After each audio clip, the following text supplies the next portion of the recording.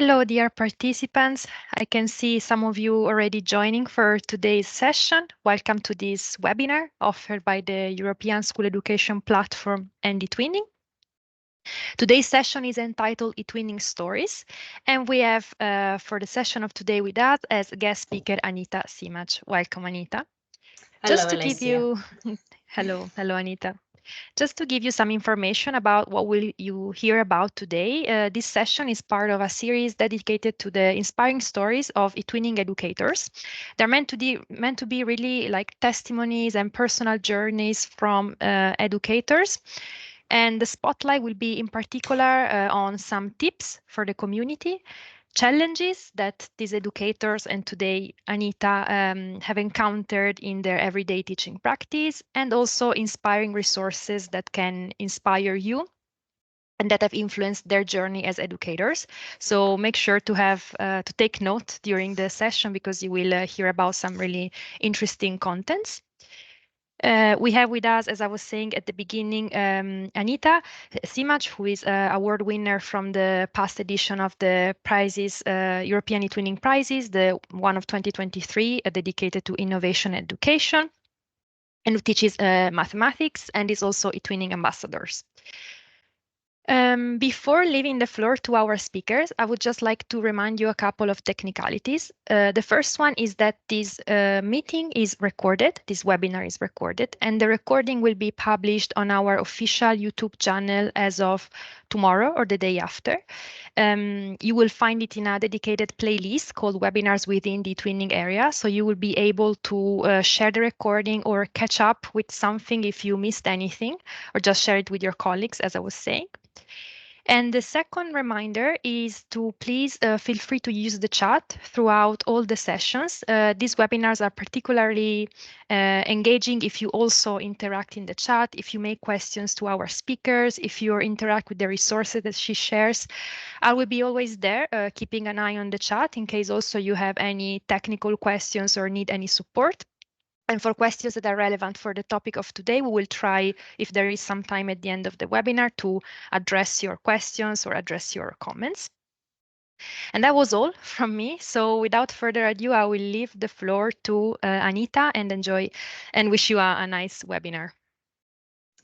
Thank you, Alessia. I hope you can all hear me. We did test the sound before you all entered the meeting room, but just in case there are any problems, then let me know. I can see Christina has said everything is fine, so it's lovely to see some well-known names if I can't see your faces, but it's also the point of the webinar, not only to get some tips and tricks from myself, but possibly from some other ambassadors, but also for new eTwinners, or should I say eTwinners who are less experienced, to participate and maybe get some ideas. It is the end of the school year. It is approaching, but I think it's a good time to do some kind of reflective look back on the past year, at projects that I've done, or maybe something useful that I can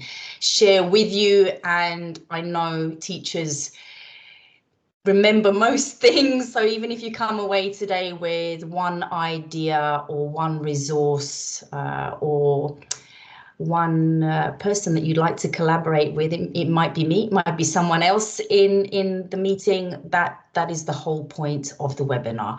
So for us to spend some time together, share some tips and tricks, recommendations, and just to do what eTwinners do best, which is collaborate and communicate. So I will start sharing my screen.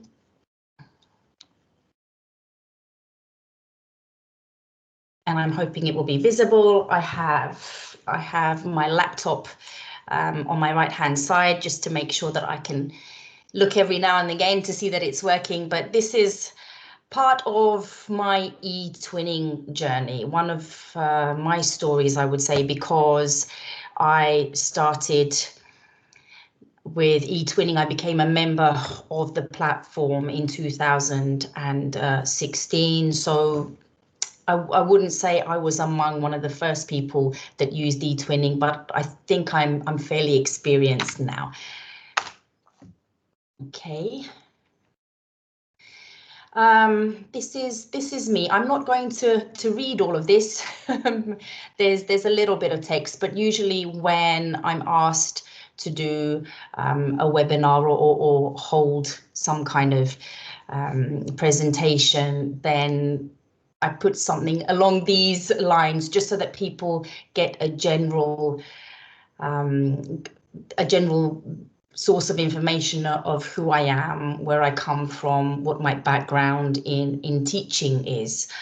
So I studied in London. I completed my degree at UCL and I lived there for many years.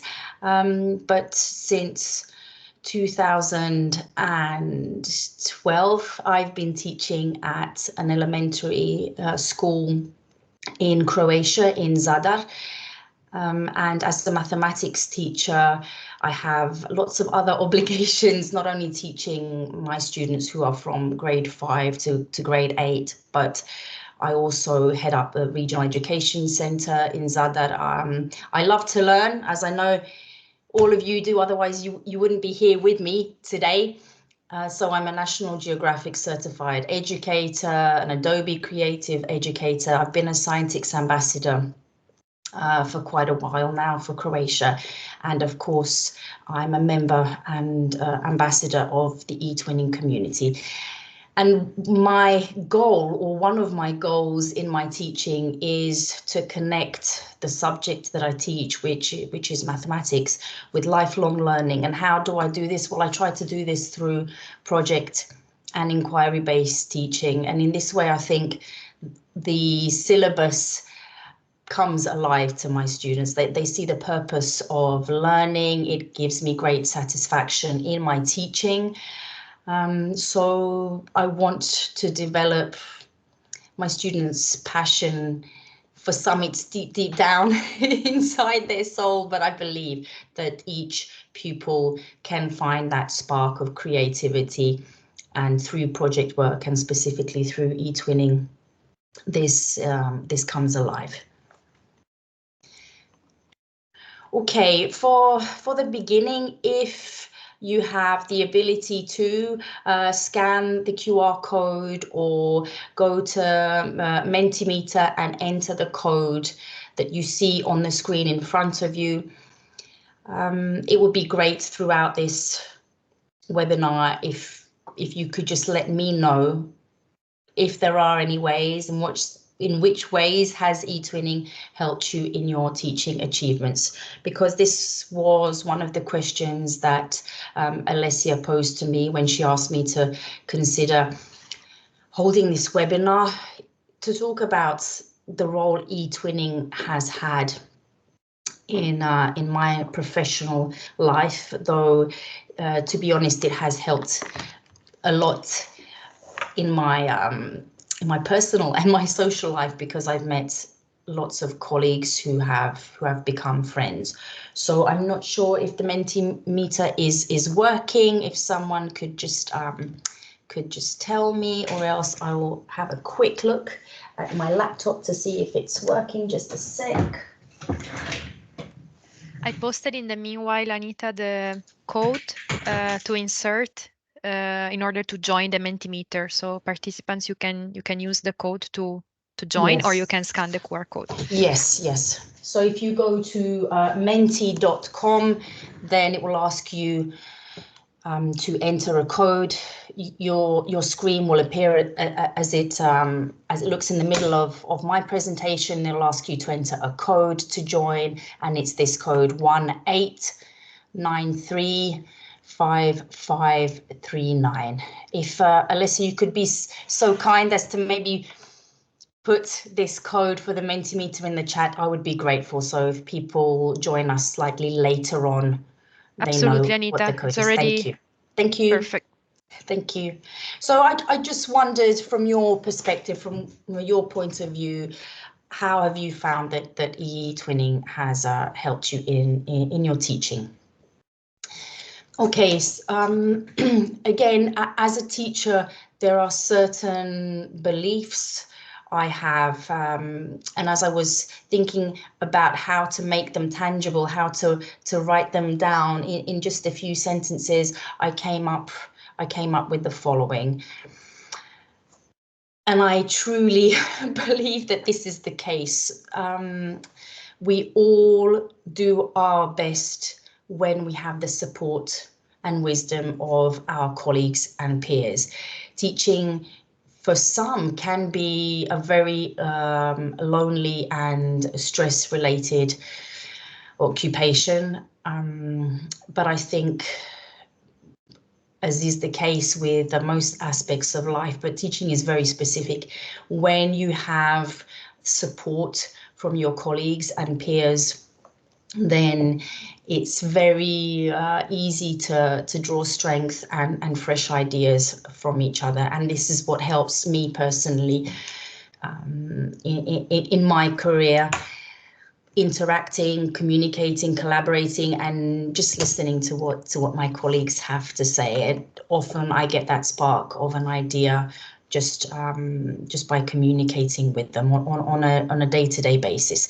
Now, this sharing of knowledge is so important. I would say it's essential. As teachers, we know the syllabus inside out, almost with our eyes closed. As a mathematics teacher, I know how to teach algebra, for example, or geometry, but it's the creativity and motivation that I need on some days just to help me make my lessons slightly more diverse, more interesting for my pupils. Maybe I'm lacking that final push to start collaboration on a project. So it's always this sharing that is important. We lay the foundations of education, but not only of education. Education is the foundation for all the future jobs and careers that our students will be applying for and doing in their future life. It doesn't matter which job they decide to apply for. That base of education, the knowledge that we share with them, the self-confidence that we give them in the classroom, I really believe it's here that teachers are crucial. The way we make our students feel accepted and positive about themselves, all of that is important, but it's also crucial that we feel motivated and that people are listening to us as well. Once we are happy within ourselves, then that positivity and energy that we share is apparent, I think, to all our students. Now, how is it possible to fuel this flame of inspiration in our classroom? Sometimes when you're a new teacher, the case is that you're full of energy and ideas, and that can slightly dim after a certain amount of time. But other times it's the exact opposite. You feel as a new teacher so overwhelmed with everything that is waiting for you to do in the classroom. So it's a process that is ongoing, I think, from day to day.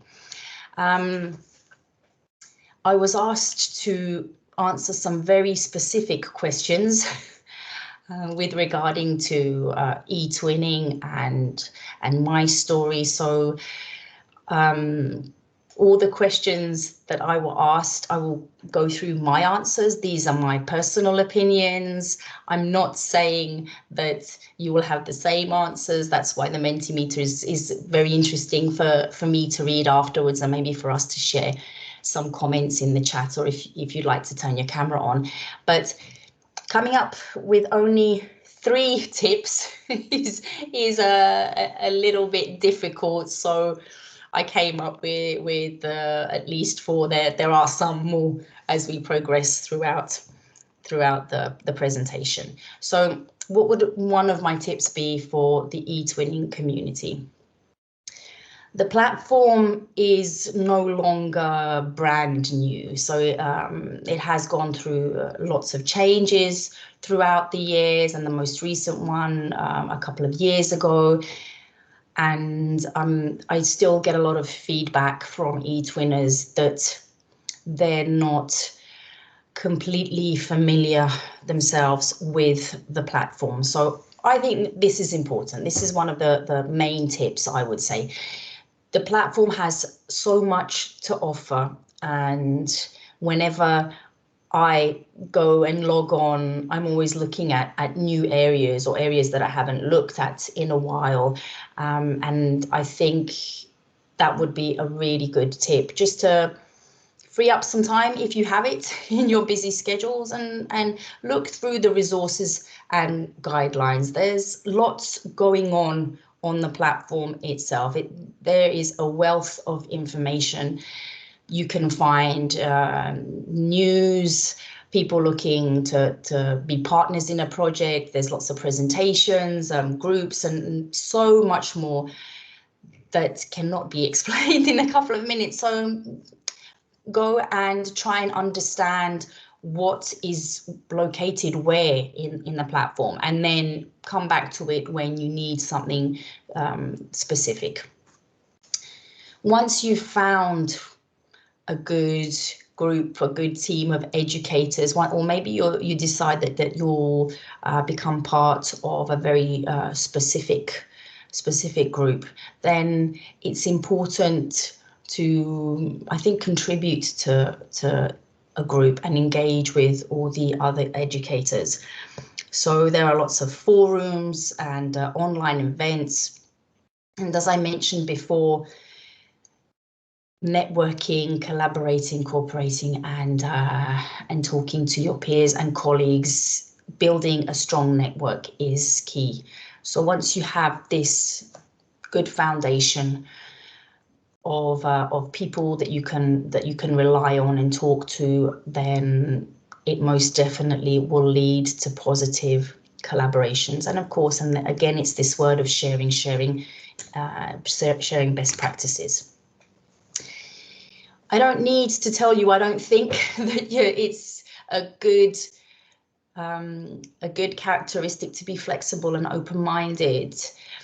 Teachers live by this, to being open-minded and flexible on a day-to-day basis in their teaching, as working with children, working with small people, I would say, whose needs can change from hour to hour or minute to minute. It's always good to be flexible. And then if you apply this as a teacher who is part of the eTwinning community, then you'll always be ready to adapt maybe a plan that you've made, and you'll always be open to new ideas and approaches. And this flexibility in the end will definitely help not only your teaching and learning, but also the experience for your students. Excuse me. Now, number 4 has lots of bullet points because there are various tips that I could give you. I haven't mentioned technology in the sense that I believe it is a necessity. I wouldn't say that is the case, but if you can integrate technology effectively when it's needed, then you should definitely do so. There are so many eTwinning tools and other educational technologies that you can use to create engaging and interactive learning experiences. So it's important that your pupils feel comfortable with using these tools, but then that means that you also have to be comfortable in teaching them how to use these tools.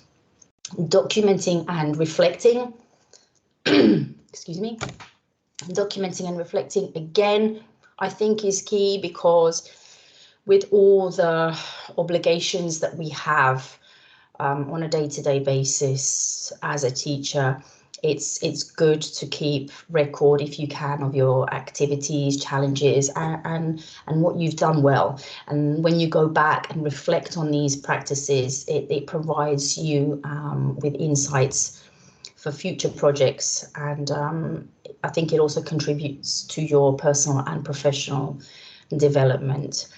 Sharing successes.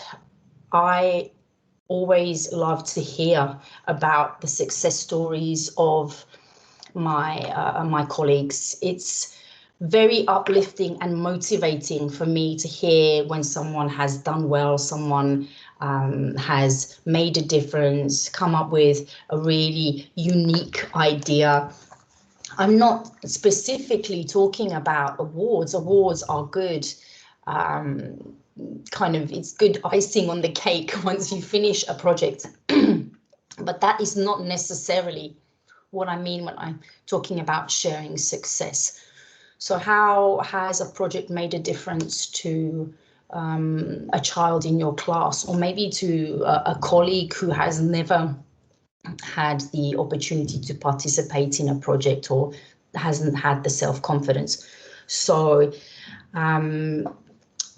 if you try and incorporate some of these tips, I think you can definitely enhance your effectiveness as an eTwinning teacher, and this will definitely foster a collaborative and enriching educational environment.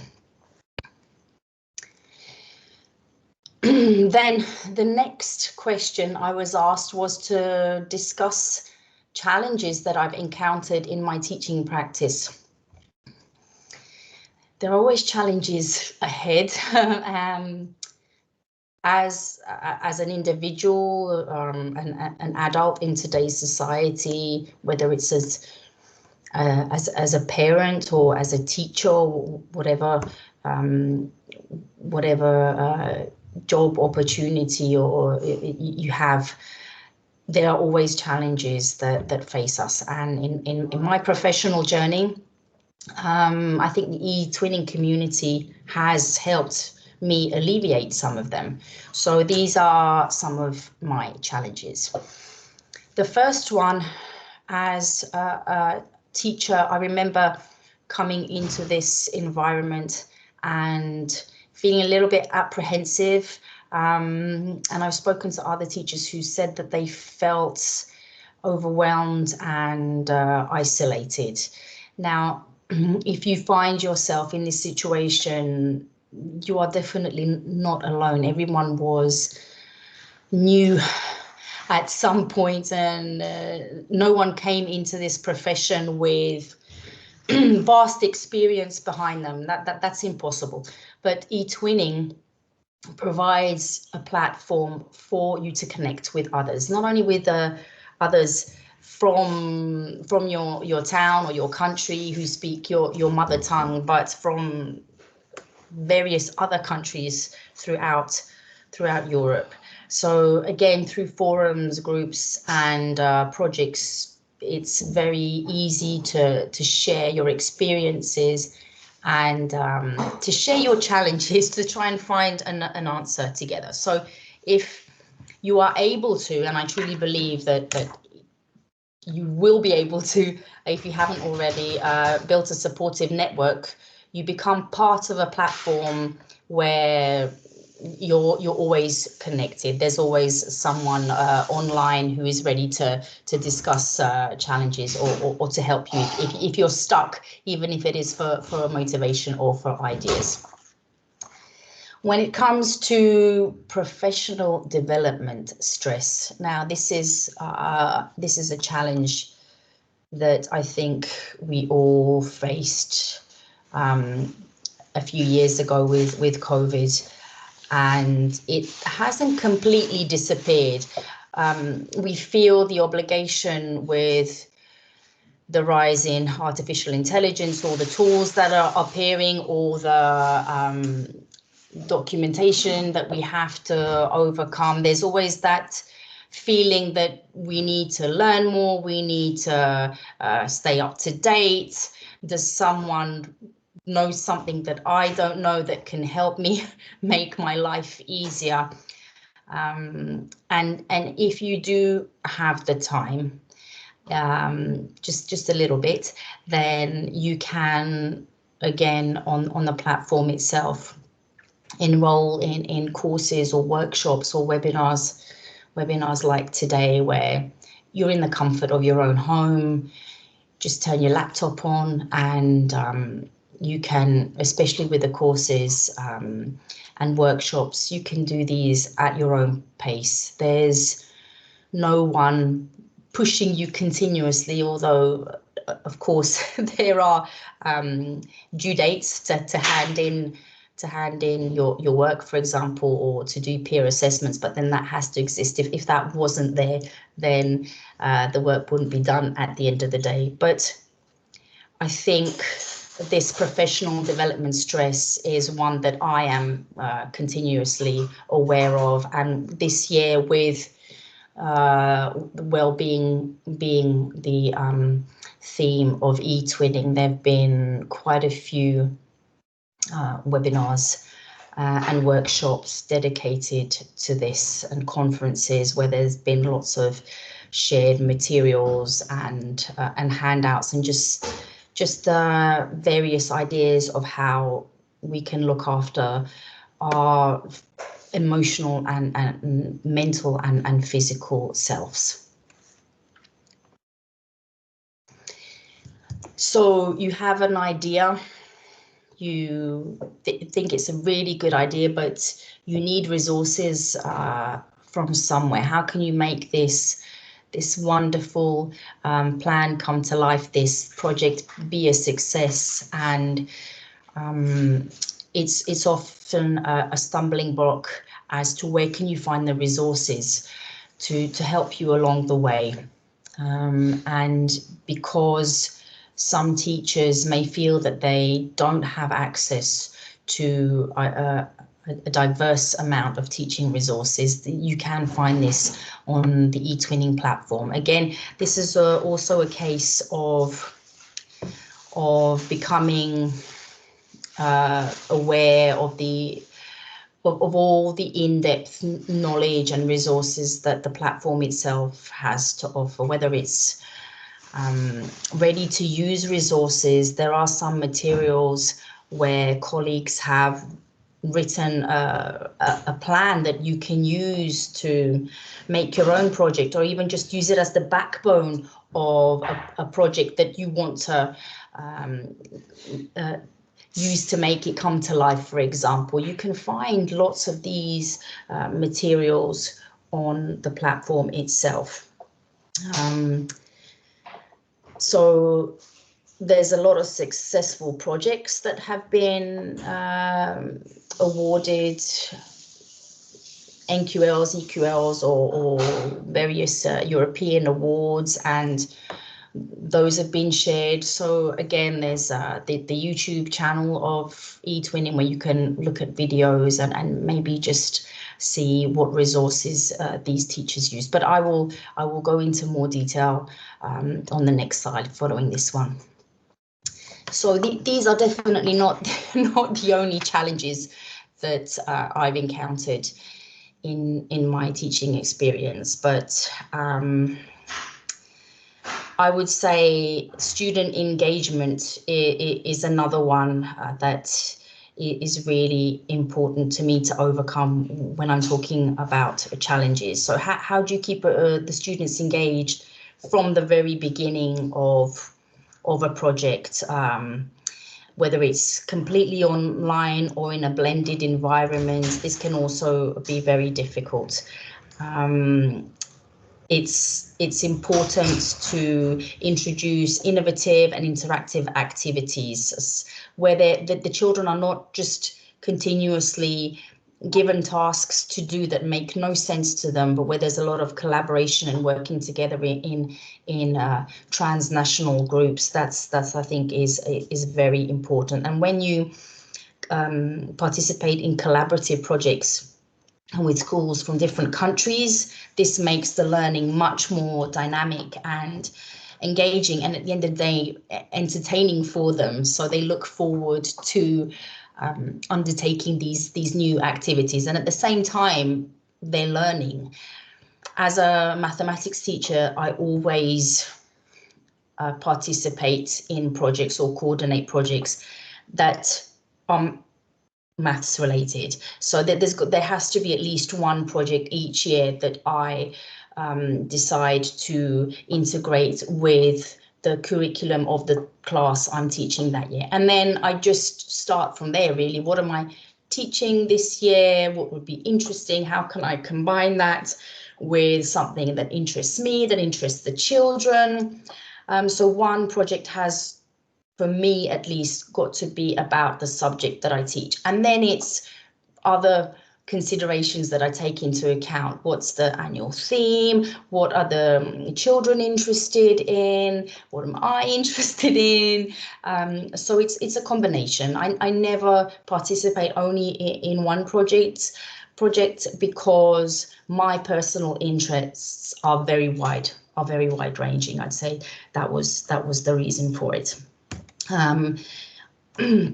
I mentioned technology before as well, but then that has also been a challenge, keeping up to date with technological advances. I love to learn new tools and come across new ideas. So for me, the aspect of learning about new technologies is not necessarily a negative challenge, but a positive one, in the sense that what can I pick and choose from all of this massive information that is available to me? What is it that I can really ultimately use? I don't need to know how to use 100 tools. I always tend to limit myself and my learning on specific tools that I will come back to again and again. Other challenges that I haven't written down here, but that I am aware of in my teaching practice are cultural sensitivities in the classroom. So there can be cultural differences in diverse classrooms, which can be complex. But then this is where eTwinning is a great help. Just the fact that you're interacting with different cultures, different countries, pupils who come from different backgrounds, this makes the whole process a very enriching one. You teach your children about empathy, and then when they have this understanding of differences and acceptance, it definitely makes my teaching easier. And really, the last point that I put here as point 4 is not a challenge itself. It's just the fact that a roundup of all of these challenges that I mentioned, if you can use the resources, support, and all the opportunities that are available to you through eTwinning, you can overcome some of them. I'm not saying that eTwinning is the solution for all teachers' problems, but definitely you can find a niche there. You can find something, and even if it's overcoming one challenge or two challenges that are troubling you for some reason, then you should definitely find the support there. So this community is not only about teachers, it's not only about professional development, but it's about the whole experience for your students as well. I'm not looking at the chat. I can't see the chat, but if there are any questions, please post them in the chat, and then I can come back to them once I've finished. Now, where do I find inspiration for the projects that I do? I mentioned that my personal interests are very wide-ranging. I teach maths, but I wouldn't say I am a mathematics teacher, because that's not only who I am. I, just as you, are complex beings that have many facets to their character. So when I'm looking for inspiration, sometimes I admit it comes to me through a conversation with a colleague who works next door to my classroom, or on a coffee break with my colleagues. But there are certain go-to places where I know I can look for ideas and find resources that will help me along the way. Of course, the first one I have to mention is ESEP. I won't go through this again because I've talked about the platform and what you can find there, and how not only for professional development, your teaching materials, you can actually find guides there on how to use certain tools, or how to navigate through the platform, how to create a project, how to find partners and for a project. It's all on the platform. It's just a case of familiarizing yourself with it. So there is a lot going on ESEP. There are actually research and policy resources. So if you want something that is connected to the latest in education and in research or studies, for example, on an educational methodology or technologies, policy analysis, you can find all of that there as well. There's a help desk and the FAQs section for frequently asked questions, where you can try and find help and support. And I would mention also resources for specified educational themes. So if you decide this year that you want to work on sustainability, for example, which is one of my pet themes, one that I like to incorporate into a project at some point, then you can do that. You can search for a specific theme and try and find something on the platform there. If you're a little bit lacking in the self-confidence when it comes to digital competencies, again, ESEP is the platform for this. Okay, Scientix, I can say most comprehensively is one of my favorite platforms, because it's the biggest community for science education in Europe. But having said that, it's not only STEM teachers who use this platform. There are lots of non-STEM teachers who frequently log onto the platform, again, to use their repository, because there is a lot of collaboration between STEM and non-STEM teachers, I find as well. There have actually been courses in the past where the whole course has been centered around STEM outside the box, so STEM used by non-STEM teachers.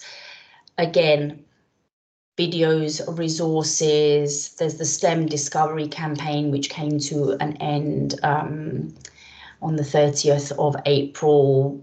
A huge community of teachers who actively participate and draw inspiration from this site. I like to read Edutopia now.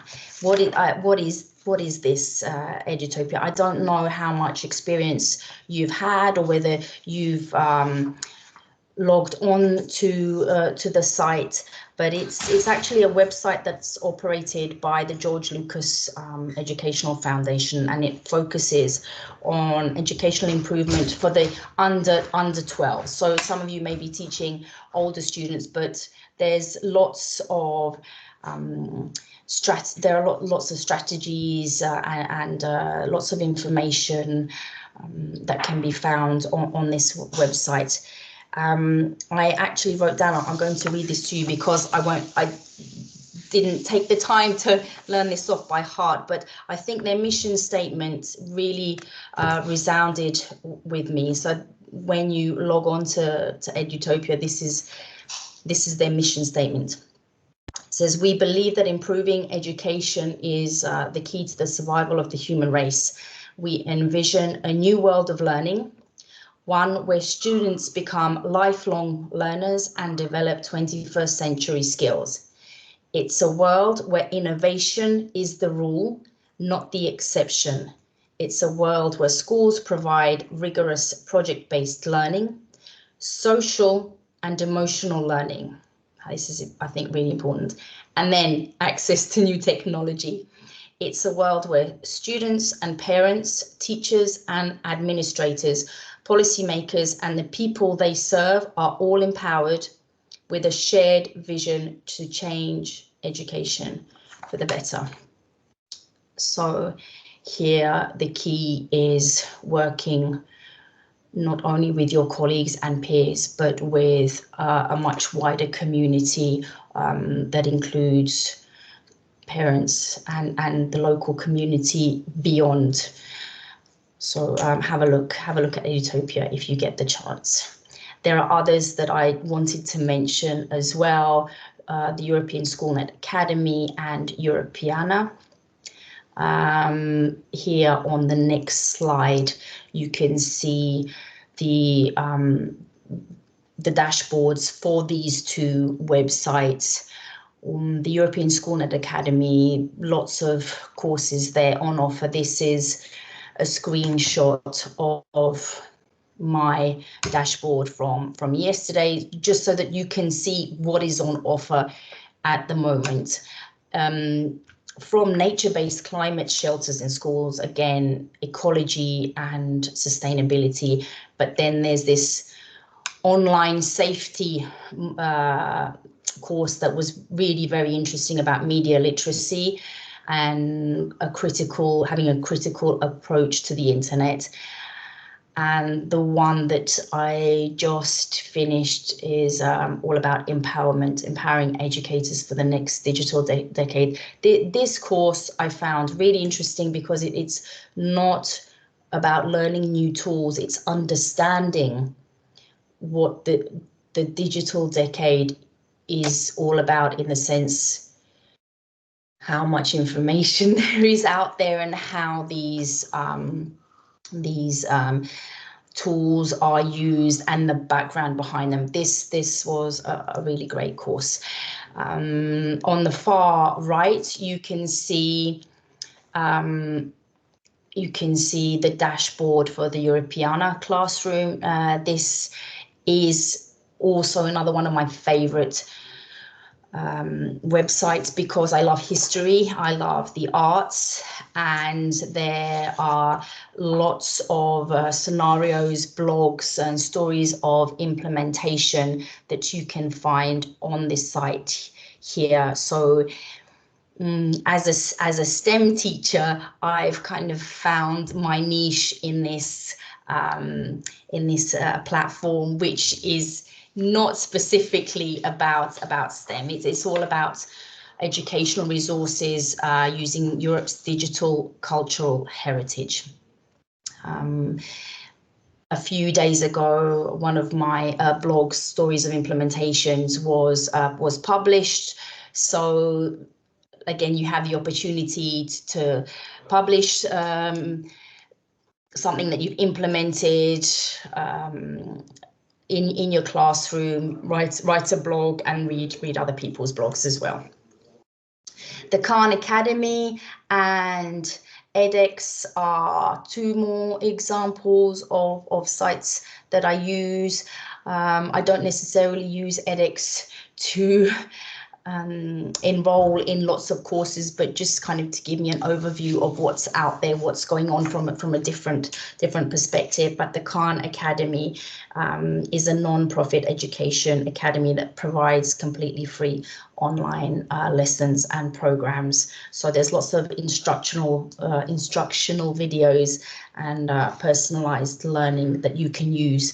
At the moment, they have just started collaborating with Microsoft, but this collaboration has not filtered down to Europe. It's just in the USA, but I'm pretty sure that it will do. Okay, just the last few slides before I open the floor and see if there are any questions and before we start wrapping up. I wanted to tell you about a current project of mine that is coming to an end now in June, and it's called Wellbeing Through Stream. So the projects that I initially started off a few years ago as STEM projects with science, technology, engineering and mathematics have evolved into STEAM, including art, and now they are stream projects, and this is very important to have this reading component. I would say that my colleagues who teach whether it's Croatian language or English language would be happy to know that I'm including projects with this R element, but this is something that is important no matter what subject you teach. Our children need to practice their reading abilities and deciphering what is on the paper that's in front of them. And there's lots of children who have dyslexia and dysgraphia, so these projects I've found help them. And then how can we include the well-being of our students and us as teachers through projects like this? So this is just a screenshot from the ESSET page of the project in which myself and my partners from Greece, Spain, Turkey, France, I believe, I hope I've said all of them, attempt to explore well-being through a series of tasks and stream core activities. So the project itself, the first few pages, I think look like most projects do on eTwinning with the plan and the ice-breaking activities, but we introduced well-being through a lot of these introductory activities. So how do we perceive, if you see point 7 here, how do we perceive our cities, the local community in which we live in, through well-being? Which areas of our cities make us feel safe and secure? How about we bring that down to the school? I asked my pupils, as did my other partners, to find areas of the school in which they feel the most comfortable and safe, and then we shared that with our partners. So there was a special section on the teachers' well-being, what it means to look at the use of digital resources from a well-being perspective. But then the second half of the project, apart from joyful Januaries and starting the school year with a positive attitude towards well-being, we then combined these activities of streams. So well-being with science. How did we do that? Well, that would be another webinar altogether, but these are the components of the core components, I would say, of our project. And then again, there are lots of resources to inspire there.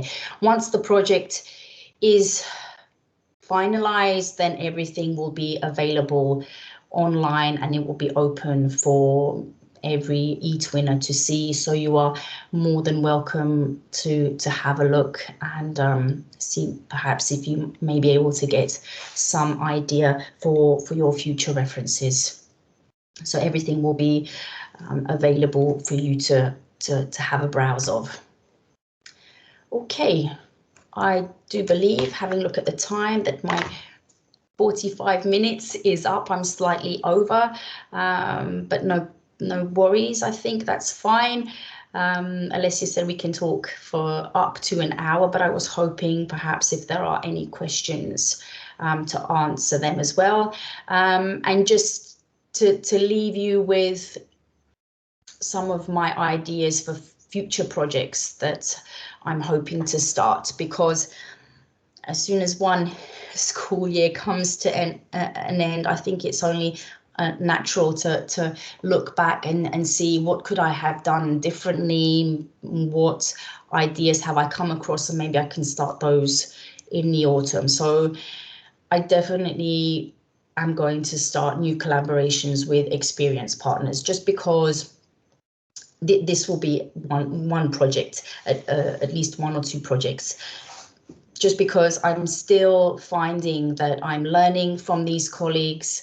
We have a lot more ideas that we can share between each other, and then the idea is also with these experienced partners to introduce other eTwinners or colleagues who do not have as much experience, but then they can feel safe in the environment with us.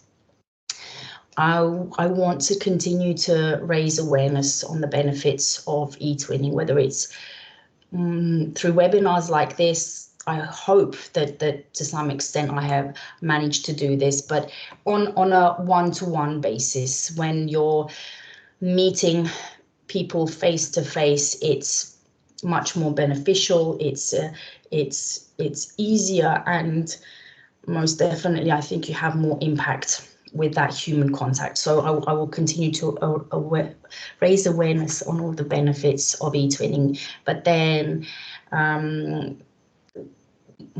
just because I'm collaborating with experienced partners, the idea is to develop this community as well, because we were all new teachers, new eTwinners, new project participants and coordinates at some point. So my hope is to continue in providing training and support to new colleagues, perhaps initiating smaller collaborative projects. The project does not have to last an entire year for it to be successful or a good project. A month, you can do a lot in a month with your colleagues. You can learn a lot, you can give a lot, you can share a lot. So perhaps initiating small collaborative projects but involving multiple colleagues would be a good idea, I think, when looking back on this year. This means that there's a lot of teamwork, but then the process is also less intimidating for them. Encouraging projects that span different subjects. They don't have to be STEM projects.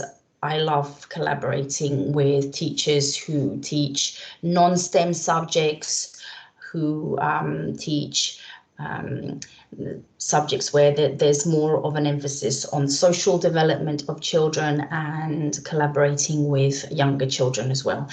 Colleagues of mine got involved with me this year in small projects with kindergarten children, which we found was completely different in a positive way, and it made us look at what we do in new eyes. These are future pupils of ours, and just meeting them at such a young age, we found really gratifying and very different and interesting.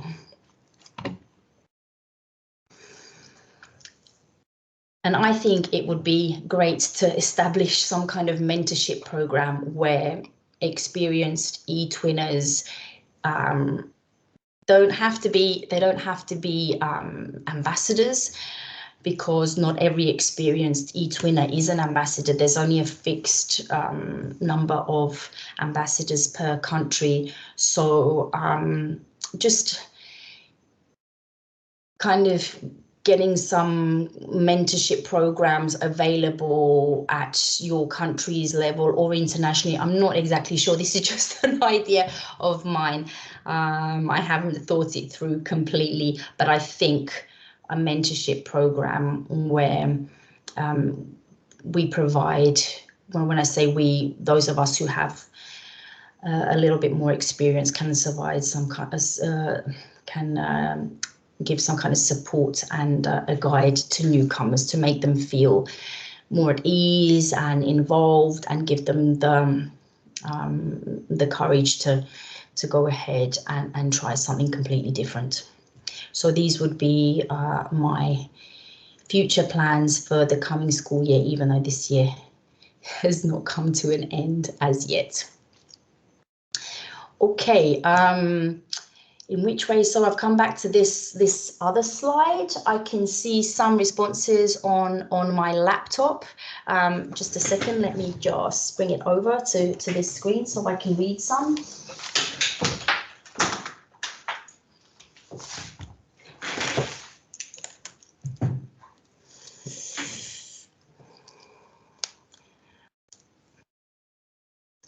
Okay, so eTwinning helped me in discovering and implementing project teaching and multidisciplinary work, developing ICT and language skills. It's the same for me. I completely agree, and it's completely different. An answer that has lots of different contexts. So there's mention of project teaching, but then there's ICT, there's language skills, and so forth. So that just goes to show all the aspects of eTwinning that exist. It made me a better teacher, a better colleague, and a better teacher trainer. Me too. Professional contacts, I would add to that personal contacts, lots of friendships, and I know some friends are here in the chat today supporting and hopefully, you know, chatting away to other users as well. Language practice, of course, if English is not your mother tongue, then this is the perfect place to practice your language skills. Apart from making me think more and research more into lessons, it has given me the opportunity to join other educators. Yeah. Student skills, digital and social. Social, very important. And I would conclude that at the end that it's the social and emotional learning of my students that I am the most focused on, and that gives me the most satisfaction in the work that I do. Okay, I think that's it, Alessia. So I'm going to stop sharing. Thank you, Anita. Great. After a certain point, I couldn't see your camera anymore, but maybe it was on purpose because you had two screens. Or oh, okay. Okay, oh, here we go. I'll turn it on. Apologies. Perfect. No, but we saw it for a while, and then I think in the last 10 minutes I lost it, but I didn't want to interrupt you while you were presenting. No worries. We were seeing the slides. I would like to really thank you for making this journey into these resources, these challenges. As you can see in the chat, we have some comments, positive comments and inspired comments, informative experience and productive approaches. Thanks for sharing. We had the request to see again slide 7. I guess it was the one with the resources. Maybe I can also type in the chat. We can also type in the chat the resources in case that was the slide. Now I don't recall exactly. Let me see. I think, did you want me to share my screen again? Sure, why not? Since we have 2 minutes, so maybe this participant very can... Very quickly. Thank you. Let's go back, if it allows me. Slide 7. I'm just going to the beginning. Sorry. Inspiring resources. Here we go. Slide 7. Is that the one? Here it is. So, dear participants, this is the slide in case you want to take note of something. And then we had a question. I would like to know where I can find information and resources from finished eTwinning project. Do you have suggestions, Anita, from your side? Yeah, I think if you look on the ESSET platform and you just search for projects, or you go through the news and activities, there's always lots of promotional news on success stories. At the moment, there's been a lot on the new eTwinning Awards. So I know there have been videos and experiences from this year's awarded winners. But or else if you can try just look on projects.